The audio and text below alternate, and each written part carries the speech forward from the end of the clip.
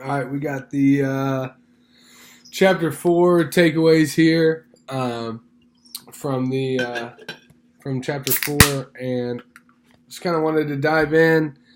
This was a longer chapter. I will just say right now, I did not enjoy it whatsoever.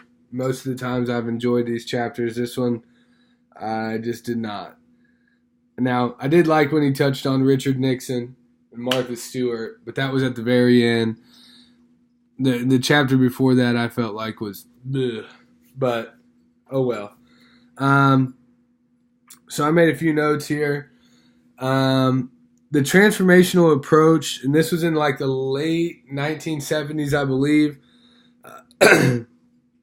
Sorry, I'm so sick I can hardly talk. But the transformational approach emerged as a new perspective for understanding and explaining leadership. So to me, you know, we started to understand leadership. We started to do more things in leadership, and it was around that time, maybe in the 1970s. The motive. So the next two things I wanted to note was just kind of chapter takeaways that it's kind of definitions or whatever, but I feel like these are really important to know, and these were kind of the main points of the chapter. And this was the motivational appeals of the transactional leader are designed to satisfy basic human needs.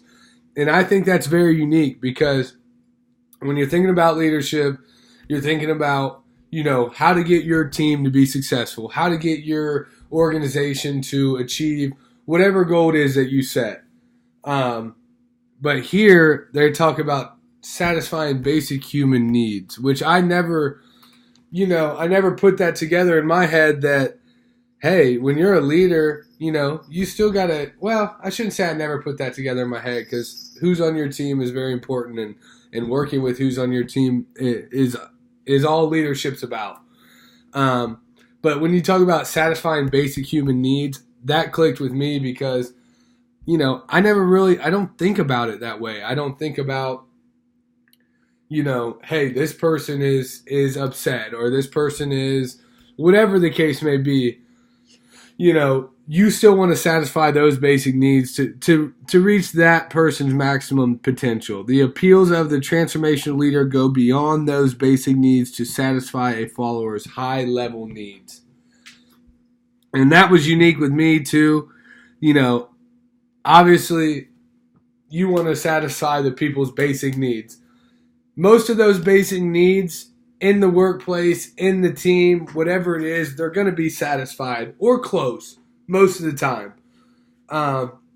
But when you start diving into a person's high-level needs and what they truly need to be successful, that's when your team will start to buy in. So transformational leaders are masterful communicators, able to articulate and define ideas and concepts that escape others. I almost see a transformational leader as how do I say this? I almost see a transformational leader as almost an entertainer in a sense because he's constantly using communication. He's using his voice. He or she, I shouldn't say he, but a transformational leader, they're passionately committed to their work as well. That was another thing I wanted to note. They love their jobs and have a great deal of affection doing so. When I think of that, I think of my middle school principal, Thomas Olson, who every single day he would get on the intercom and do the daily announcements, and he would say, say for instance, it's September 18th. He would say, this is the only September 18th, 2019 that you'll ever get.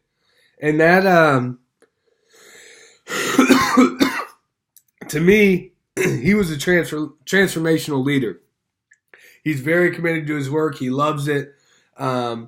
He had affection for people. Like, he was just so positive.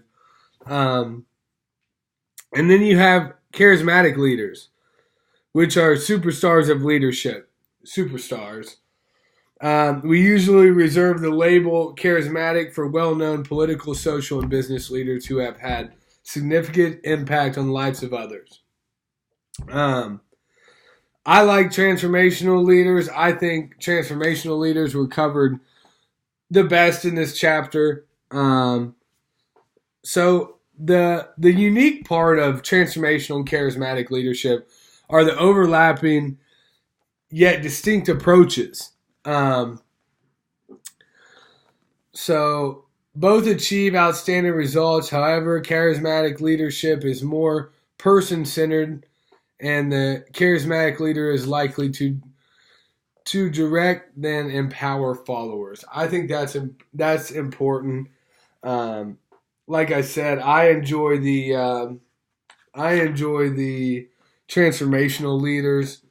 The other guys, the charismatic leaders, is I feel like kind of up and down, a roller coaster type of emotions that just lead people in the wrong direction. But they're both very successful, as they talk about in this book. I just personally think transformational is better, and that's chapter 4.